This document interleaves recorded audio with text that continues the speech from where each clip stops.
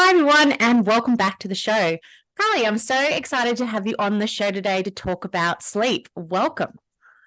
Thank you. I'm excited to be here. Well, I think this is, one of those topics we all have to sleep. So, getting improvements in our sleep is so important. But before we dive into sleep, can you introduce yourself to the listeners? Sure. So my name is Callie Patrick. I am in the United States. I'm in Boston, Massachusetts area, and I am an adult sleep and well-being coach. So I mostly coach stressed out, busy professionals and entrepreneurs in how to improve their sleep, oftentimes after lots of other remedies and techniques have been tried and have failed, unfortunately. And I do that because prior to becoming a health and well-being coach, I worked in high tech for 20 years. And so the busy corporate life is something that I know. Obviously, the entrepreneurial life is now something that I know. But I struggled with my own stress, my own anxiety, my own insomnia, and had, like many people, done all the things I thought to help myself. And when none of them worked, I thought, well, maybe I'm just not a good sleeper, and maybe that's not something for me, right? I hear that a lot, and so I started to really do some studies, and as I started studying yoga therapy and health and well-being coaching, I discovered a different way forward for myself, and now that's the process that I found for myself is the same process that I use to help my clients. That doesn't mean that the way forward is always exactly the same. It just means we follow a general path. And then, for everybody, it's a little bit different. Well, I think, some of the best experts that come through have always had some experience in the field. Not everybody, but I do think it aids sometimes to your understanding of what people are going through. Absolutely. Now, can you share some of the benefits or why should we really be focusing on our sleep and why it is so important? Yes, it seems to me there's a study that comes out every day that links sleep to some either medical condition, health condition, or conversely, we can look at the positive and say, well, if I get really great sleep, maybe I can avoid some of that pain, right? Sleep can be preventative. So I like to look at sleep as benefiting the different areas of our health and well-being. So our physical health, our energy health, our brain and cognitive health, right? Our mental health and our moods and our emotions. And then basically our lives, right? How does that improvement in sleep or that refreshing feeling that we want to feel in the morning, how does that send us out into the world and into our lives? So from a physical perspective, there's a number of different reasons why we want to sleep better. Some things that are relevant in the moment might be our immune system function, right? We've been through a pandemic. I'm actually getting my COVID booster here again tomorrow. So these things are still in existence, right? We want to have a healthy immune system. And so sleeping well has a huge impact on that as one example. From a cognitive perspective, it's a way to keep our mind sharp, both in the moment, right, in the next day, so that we can learn, we can be creative, we can be productive, but also long term, right? So as we age, sleep can be a preventative medicine, essentially, for keeping our brains about us as we age.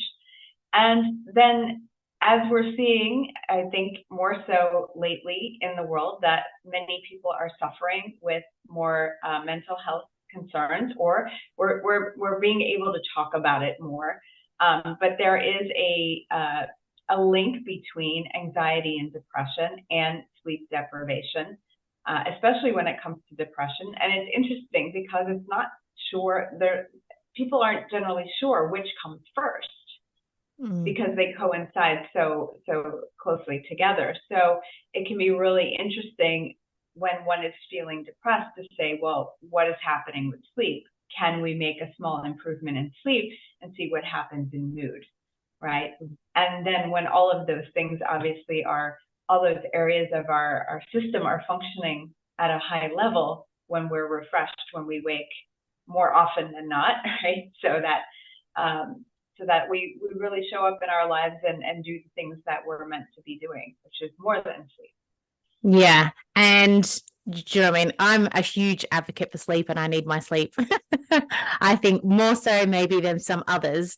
Are there some people that, need more sleep and need, say, 8 or 9 hours, and then some people that can, function really well off 6 hours? So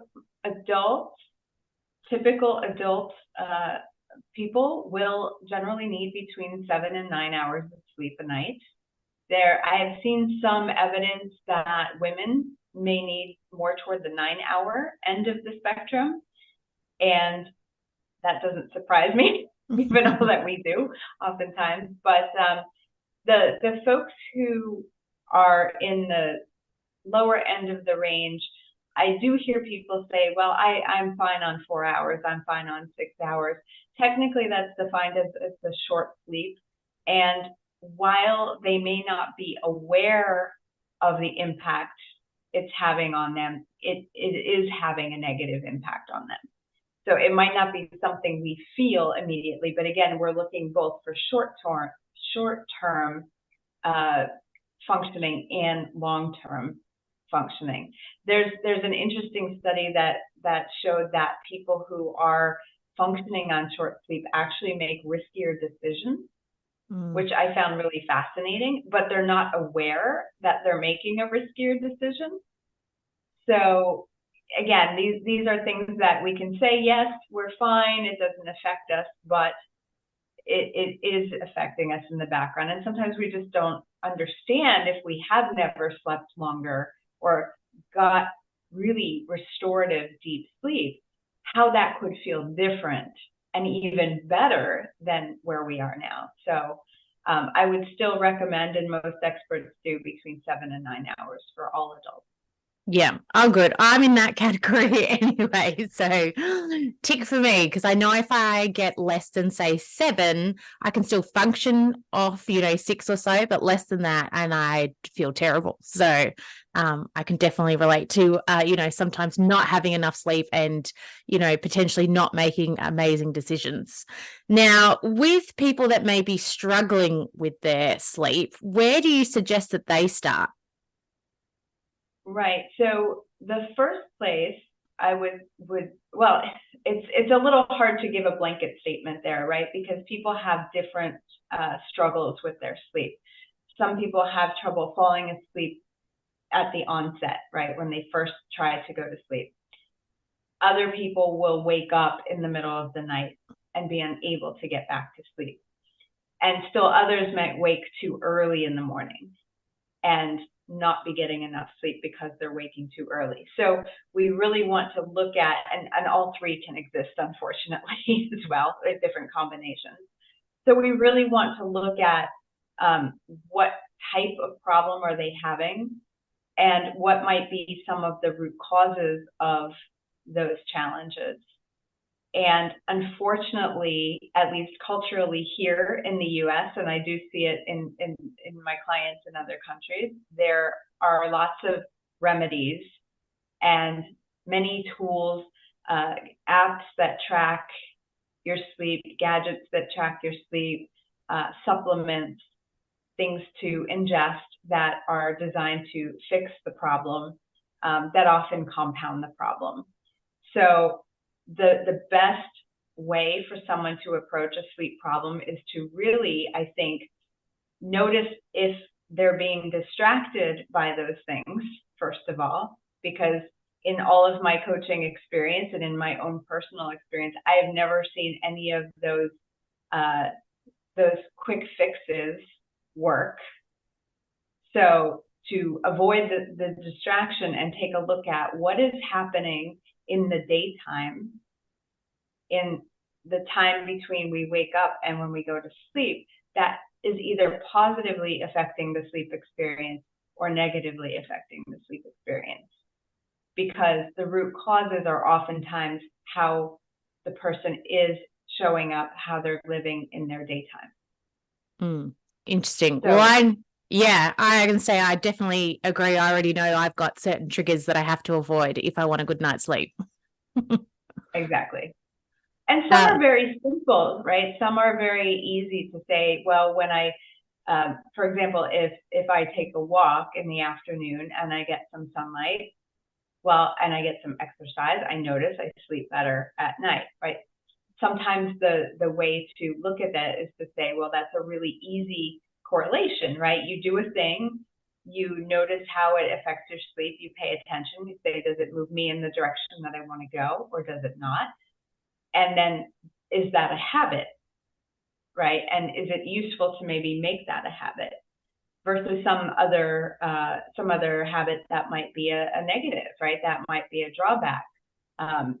The main one being being on the phone at whatever hour, right? And noticing how that's impacting the ability to sleep or not. And so sometimes it's something to do more of, and other times there are things that we need to do less of. And so I like to focus on the positive. I like to look for the things where, oh yes, I know that makes me feel good for so many reasons. So how do I start doing more of that to tip the scale almost from there's so many detractors and negatives that are impacting the sleep and creating a poor experience. And we can say, well, I'm not going to be on my phone, but is that really realistic for some folks? Maybe, maybe not.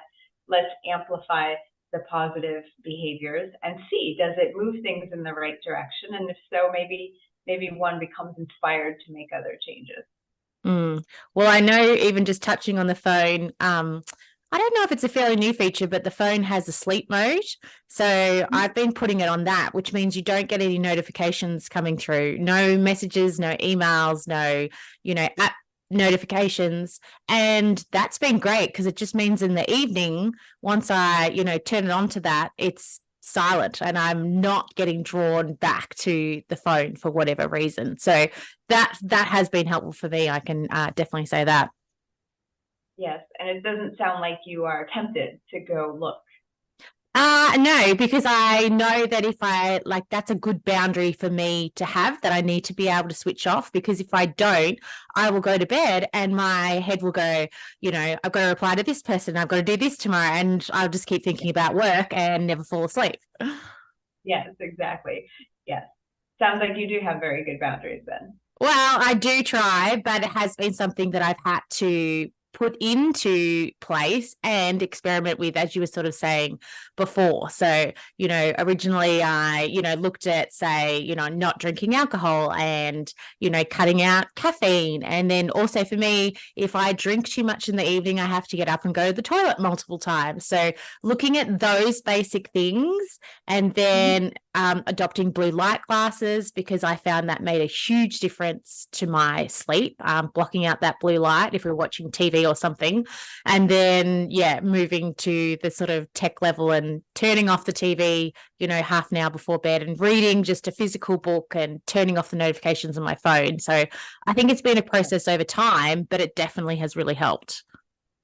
Yes, and I think that's a good point, right? That it is a process, that you do some experimentation, you have an idea of what might be helping, what might not be helping, and you support yourself by making those changes, right? So by saying, oh, there's a sleep function on the phone, I'm going to use that, you're supporting your decision, right? That you're using the technology to enable you to hold yourself to that choice. Yes. And it's like you felt the benefits of that. Yeah, 100%. I definitely have. Now, moving into sleep hygiene, I feel like we hear a lot about sleep hygiene, but a lot of people don't necessarily know what that means. So can you explain a little bit about what sleep hygiene is? Yes, and I will caveat that by saying the way that I look at some of these sleep terms may be a little bit different than what some other experts, how they look at it, right? So when I was working on my book and describing the different aspects of what would go into healthy sleep and what is, what someone can do. The way that I define sleep hygiene is sort of the most basic things a person needs to know about and actually do, right? Actually follow through on in order to sleep well. That said, it's not the only thing that many people need to do, but it's the foundation, like, of your home, right? So the way that I describe it and look at it is that we have routines that are bookends. So you have something you do in the morning. Everyone has a morning routine, whether they know it or not, right? Whether it's conscious, and then have an evening routine, and ones that are enjoyable, ones that hopefully move with the energy of the mind-body system, right? In the morning, going from low energy to increasing energy. In the evening, going from high energy down to low energy. And then also creating an environment that's inviting and supports your sleep, of course. But in addition to that, again, I'm going to stress that these are morning and evening, but the daytime is a huge chunk in the middle. So what are the routines? What are the rhythms that are being followed? Does someone have regular access to light? Do they move on a regular basis? Do they eat and take in nourishment on a regular basis? Or are these things intermittent? Maybe we skip meals, right? These are not just routines in the sense that they are a series of things that we do for ourselves, but they are on a cadence, right? So if you eat lunch around noontime every day, your mind and your body feel that beyond the food. You register that as a time of the day. And so having these rhythms throughout the day is super important. And I talk about that more in other chapters of the book, more about how our energy naturally ebbs and flows with these rhythms in our body, in our system, in nature. And so the routines and the rituals that we have around bedtime and waking and these signposts throughout the day are more than just what we're doing. They are rhythm setters. And I don't know that that is very often understood. So they're just beneficial beyond what they are in and of themselves. If that makes sense. Yes, but is there any correlation then with people that have these regular rhythms having better sleep, or, people that kind of, I always say fly by the seat of their pants, that, like, every day is completely different. And like you said, some days they have breakfast, some days they sleep in, they really never know what their day is going to bring. Do they have a higher correlation with not sleeping very well? Well, I'm not sure about what the statistics and the correlation would be on that. My stance is, if there's no problem with a schedule that is not consistent, if there's no problem with sleep, then there's no problem, right? However, if someone is struggling with sleep, has struggled with sleep, and this is the situation, then it's a place where one can look and make some changes and see if whether that's going to, again, move them in the direction that they want to go or not. Interesting. And are you a fan of having a regular sort of sleep-wake cycle, of going to bed at a similar time and waking up at a similar time also? I am a fan. Personally, I wake around 6, and I am always in bed by 9:10. And there is a reason for those specific times. Again, I think I mentioned I studied yoga therapy, and that's another of the modalities that I bring into my coaching. And when we look at natural sleep and natural rhythm, it's very easy to sort of find those rough time windows where energy is naturally rising, energy is naturally falling. If we take out the technology and we take out the structures that we've put on ourselves, right? The sun rises, the birds start making noise. These are times when we will naturally wake, right? If we were not on the phones, if we were not overloaded with work, if we had good boundaries, most people will feel a lull, a lower energy around 8 p.m., 7, 8 p.m. But we often go, oh no, it's too early. Let me do something to wake myself back up. And we miss that really useful wave of energy that goes down. That if we listen to that, if we follow that, I think it would be a lot easier for many people to sleep naturally because that feeling is there. Yes, well, I guess, even our modern lifestyles probably aren't as conducive to that because most of the time people are working through till 5, 6, or even 7, and then they may have, an activity afterwards that maybe it's going to the gym or running their kids around to sports. So, most people probably don't start to wind down until that 9 or 10 o'clock at night, which then will have issues with sleep. And you use the term, and I hear this all the time, I just want to point it out because I'm sure the people watching and listening will recognize this. You said wind down, right? This phrase of, well, my bedtime routine, or I wind down before bed, right? To look at how are we winding ourselves up so much during the daytime?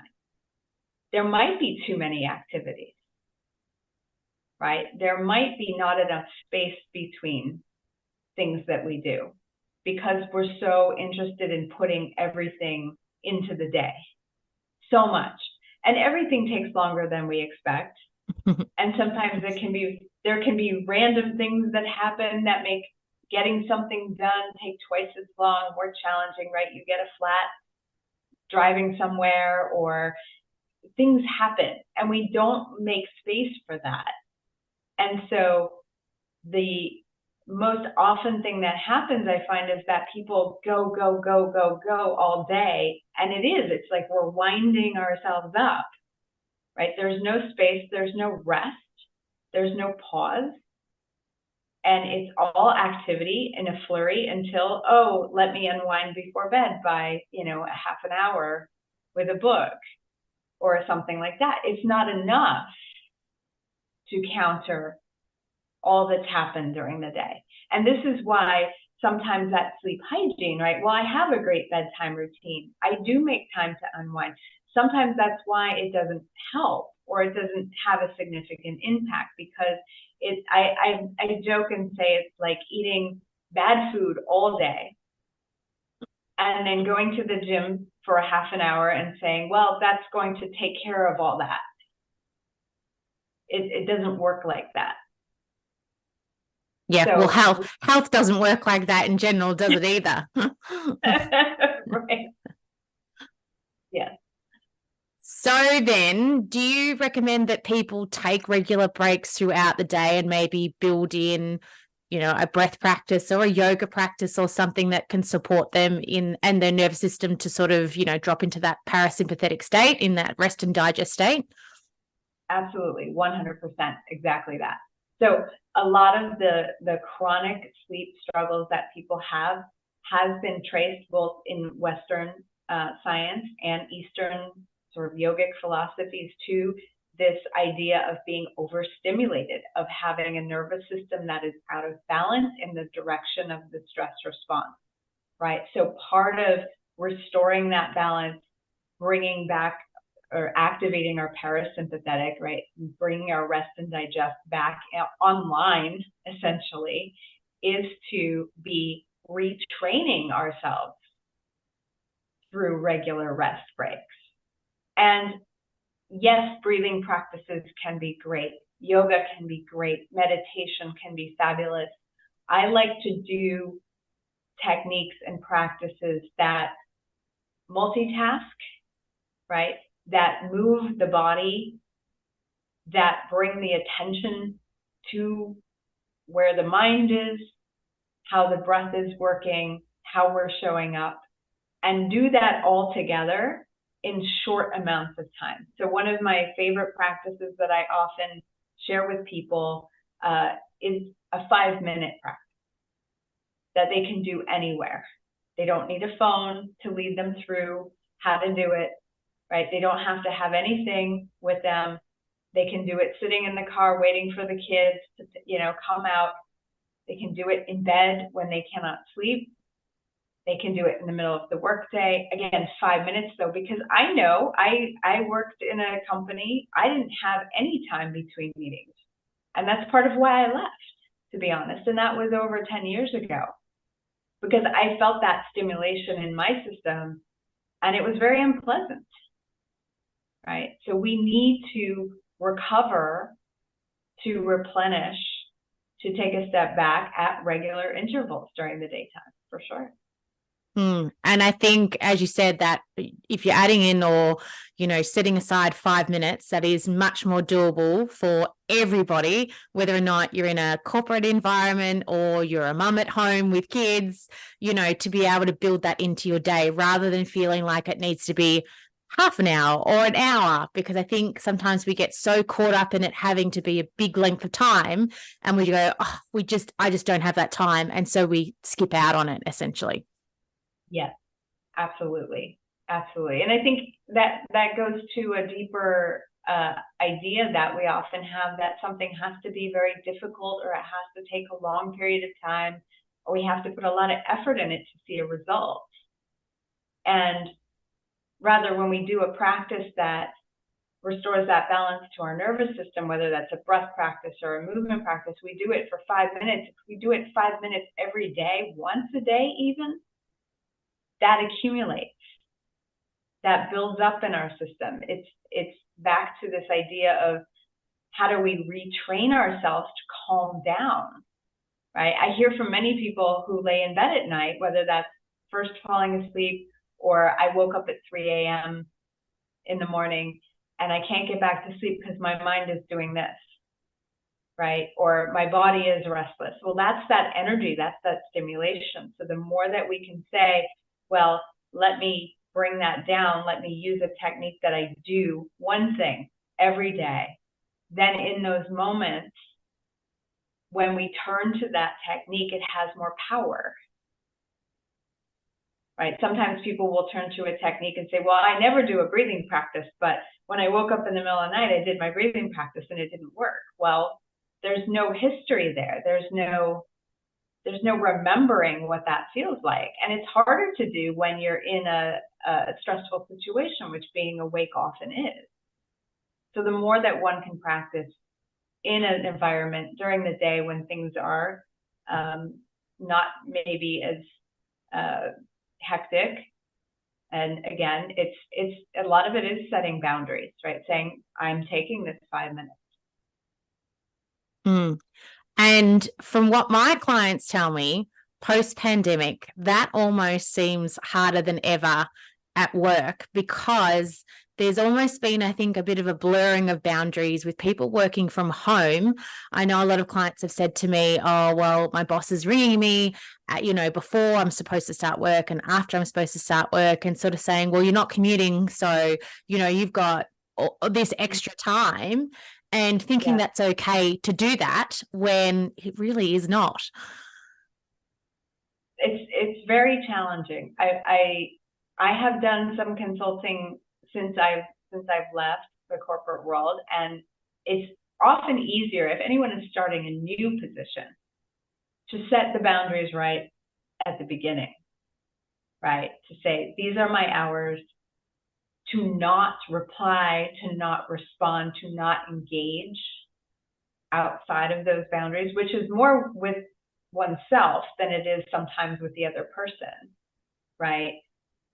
And if one is in a situation where, well, there's a history, again, sometimes we train the other people in our lives to expect things of us because of how we've behaved in the past. But I have heard from many clients, often when I do corporate webinars, people will share stories.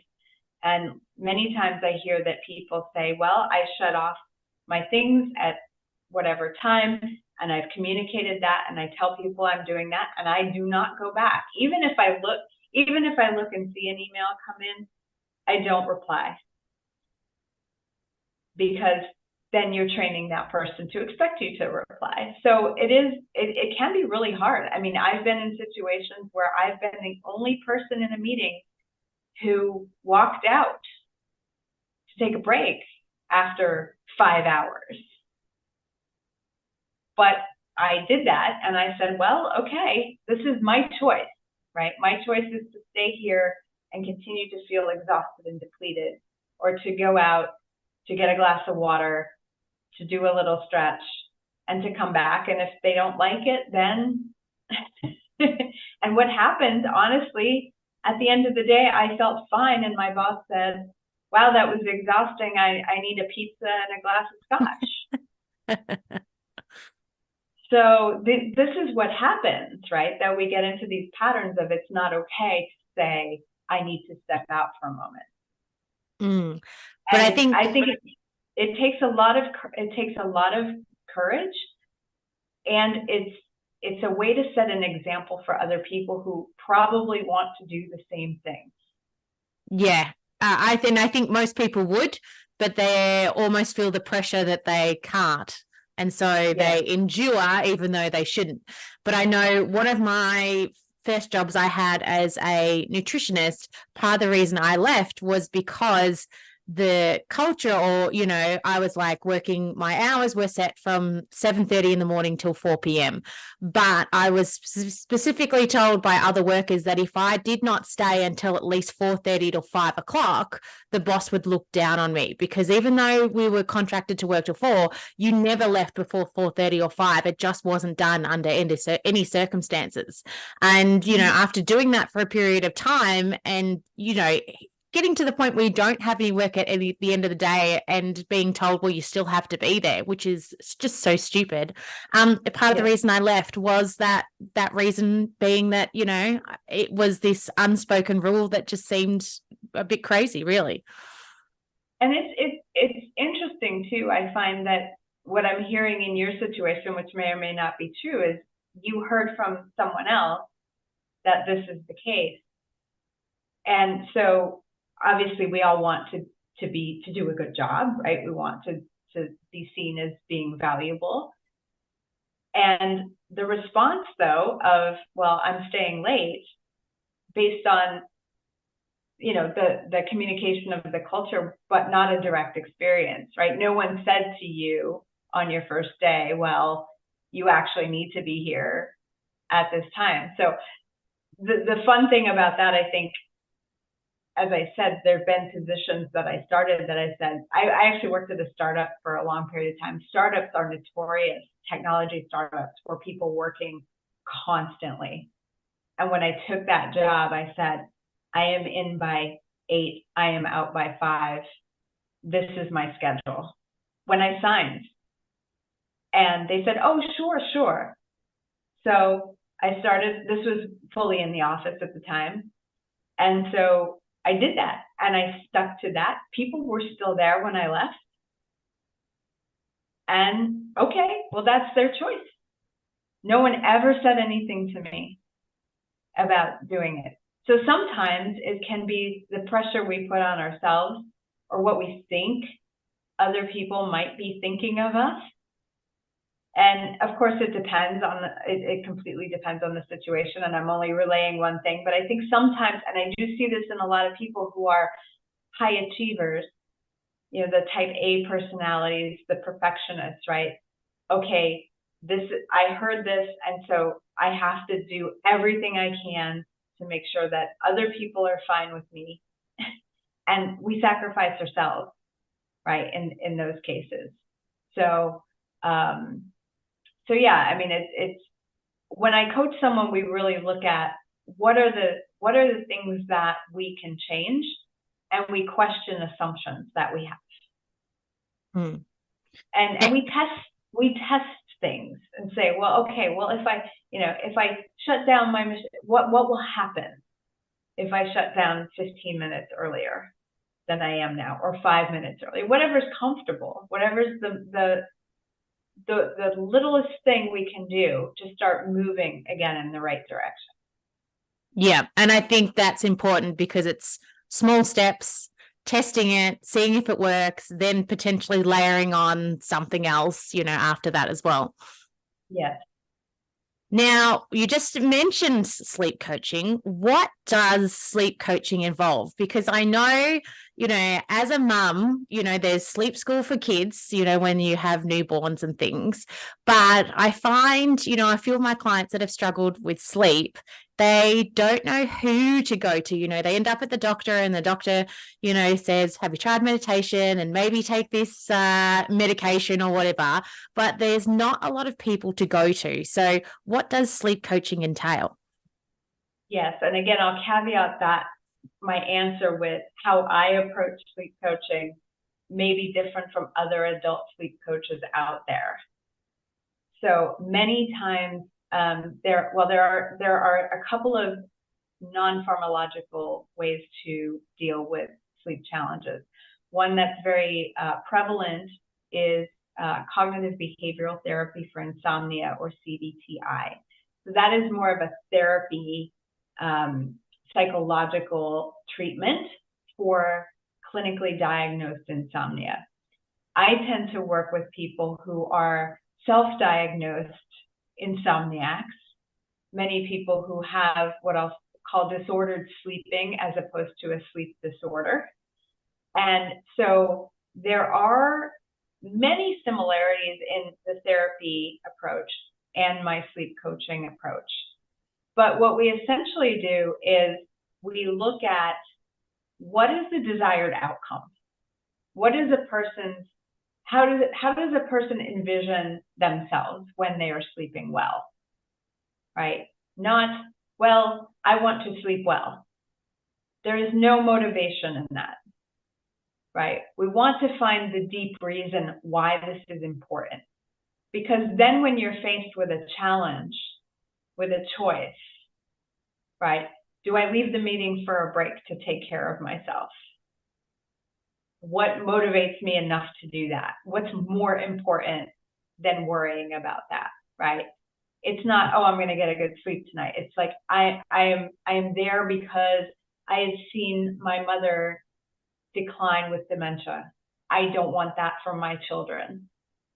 That can be a motivating factor, right? That's way stronger than saying I want to sleep better.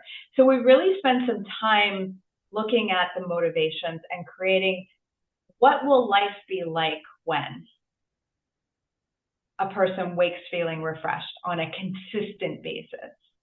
And then we create some reasonable goals that are longer term. And then we break that down into those very simple, small steps that you mentioned, right? What's something that I know I should be doing or I need to do, and we explore that for a time. So there is sort of this general, in my practice anyway, there's this general idea of health and wellness coaching and visions and values and goals and that sort of thing. But what I also like to bring into my coaching practice is my background in yoga therapy and meditation, and to use those tools specifically to address some of that dysregulation in the nervous system. And what's important about that, I think, is that, sure, a doctor can say, go meditate. Well, how many different styles of meditation are there? How many different ways to breathe are there? Even if you look up breathing practices for sleep or for stress reduction, there are so many. And the way that a person is showing up and that technique may be mismatched. I hear this a lot. I tried this breathing practice. I got more anxious. I did this meditation. It didn't work. And this is because, I mean, yoga and meditation are much more widely known and used, and the breathing practices is part of that. But I think what has been lost is the matching of the person's individual situation and nervous system constitution with the right technique for them. So that's part of what I do in the coaching program as well. When we meet the first 6 weeks or so, we try things, we try movements, we try breathing practice. We learn, well, how does that affect your system? Do you feel calmer? Do you feel more energized? Because sometimes using those techniques can be an energy boost if we're feeling sluggish, right? It's not all about sedation. And it's also about increasing a person's mindfulness about what is helping and hurting during the daytime. So meditation has such a powerful influence on the whole sleep picture and the whole life picture. So we work together, and I give all my clients a movement and breathing practice, which often includes a meditation. And again, it's not this hour-long commitment unless someone is interested in doing that. And even in that case, let's not go there, right? 15 minutes max, maybe, right? And build it and see how it starts to influence. But there is, so I think what's different about my coaching is that I'm putting those two things together, and it's really aligning with the individual person. So we're working on lifestyle, but we're also addressing some of that overstimulation, that nervous system, the underlying nervous system issues at the same time.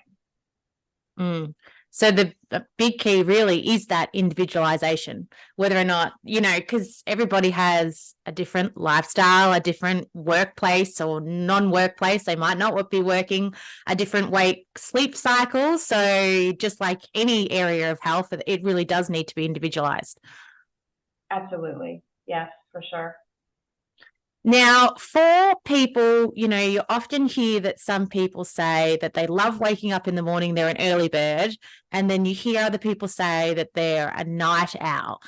Is there, when it comes to sleep, do these different, circadian rhythms exist? And should we be, if you have a job, for example, that requires you to get up early, but you know that you're someone that tends to want to stay up later and sleep in, is it best to try to find, try to align with your circadian rhythm, or can you change it and train yourself to wake up earlier and enjoy that? This is a common question that I get. And I will say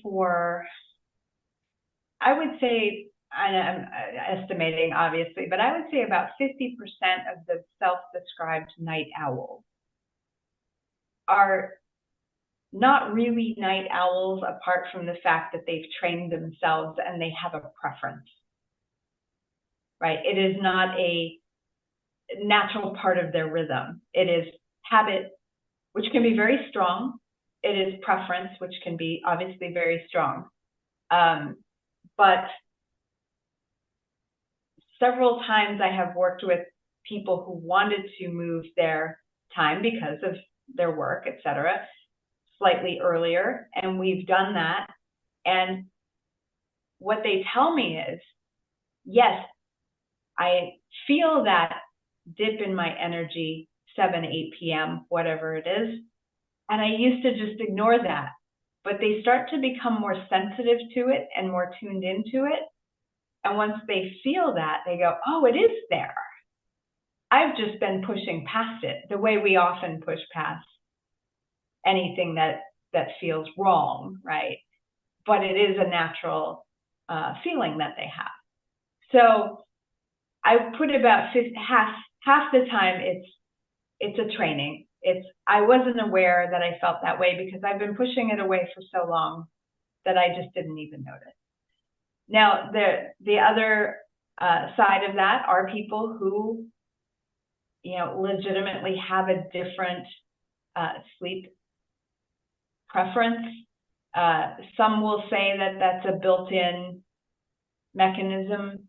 I still have a hard time believing that to be true. But for those, diehards who feel that, no, I can't go to sleep until whatever time, then we have to look at, well, can we move the wake time to make sure that we're getting at least 7 hours? it also matters how much interruption is happening in the night, of course. And then if it's a work-related schedule that cannot be changed, then how do you maybe move the workload around so that it matches the energy of what you have? For example, I'm also a morning person, and I do more of my thinking, my creative work, my speaking, ideally, in the morning. By 3 p.m., by 4 p.m., meetings. Easy, check off the list kind of work. Nothing that requires a lot of brain power, right? Or errands, right? Chores. So if there's no way to really change the sleep schedule, one can think about, okay, well, how long does it take me to really wake up? And can I swap around some tasks that take advantage of when my brain power, when my energy is at its highest? Sometimes we don't have the ability to do that, but I do think that with more people working in flexible environments or working at home part of the time, right, there's more choice there than sometimes we take advantage of. Oh, I think that's a really good point, that if it is hard to change potentially your hours with work, then swapping around something you can control, with what tasks you do is a really good point to make. And I know I'm someone that, I'm a bit like you. I'm really switched on in the morning. I feel I can get, my most productive work done. And then the afternoon, especially into the evening, I always say to my husband, like, I'm done. He'll try to talk to me about physics, at 7 or 8 p.m. at night. And I'm like, nope, my brain is shut off for the evening. It needs to be like really easy, low key stuff. So I know I'm someone that can definitely relate to that as well. Yes. And I noticed it in myself too. I mean, it's nearly 6 p.m. here in the evening. So the way I show up in a podcast is different than the way I show up if it was your time, right? That it was much earlier. I would find how I show up would be different in this context. Hopefully it's still coherent, but yes, usually by 4, okay, work is done. We're on to planning the next day, which can be considered work, right? To get everything ready for the next day, to feel settled, to feel like you can close out this day, and taking that time to plan and do some things or reply to some quick emails. And so, yeah, I think it's helpful to really align what you're doing with the energy that you have. Yeah, 100%. And again, questioning the assumption, questioning the ideas that we have around our sleep. We didn't talk much about mindset and how we think and how we talk about our sleep, but I do hear people have certain ways of describing and talking about their energy and their sleep. I had a person the other day at a book fair say to me, well, I want to sleep till 7. And I said, and he wakes up at 6. And I said, well, what is important to you about waking at 7? Well, I don't know. My wife is asleep till 7. I want to sleep till 7. For what? There's just that, sort of stubborn idea one gets in the head that this would be better, that this would be correct. This person had no trouble with sleep, right? Just, but I see, and it's like, okay, well, is it the comfort? Is it the taking that, snuggly time to yourself when everything is warm and quiet and nice, right? What is the underlying reason behind that? Sometimes it's just, well, I have this idea that that's the time on the clock that it should be when I wake up. Well, I think you make a good point, because I think a lot of people would probably be wanting to align with their spouses, especially when their schedules line up, maybe, towards retirement and stuff. They would be like, well, yeah, they sleep until this, so I want to sleep into that, so that we align and we don't wake each other up. Well, that brings in a whole other topic of conversation, which is sleeping in the same bed with a partner, which can be great and can be comforting and can be challenging for many people. Which we could probably do a whole nother podcast on. Let's sort of say that. Now, before we wrap up, I always love to ask my guests if there is one piece of advice that you could give to our listeners that they could go off and instigate straight away after listening to this podcast, what would it be? So one of the fun questions I ask when I do corporate webinars is I ask the question, if you wake up at 3 a.m, have you ever woken up at 3 a.m. or around there and said, what's wrong with me? What's going on? Why am I up? And yes. and had the thought of, well, tomorrow is going to be awful because I'm awake now, right? My date tomorrow and the next day, it's going to be hard, it's going to be challenging, whatever it is. And then, but we never say to ourselves at 3 p.m, what have I done today so far that is supportive of my sleep? So back to the way we started this podcast is to look at the daytime as the flip side of the nighttime. And so just asking that question, you can set a little timer on your phone at 3 p.m. to say, I wonder how I'm going to sleep tonight. How has what I've done so far prepared me for my sleep tonight or set me up for the need to unwind?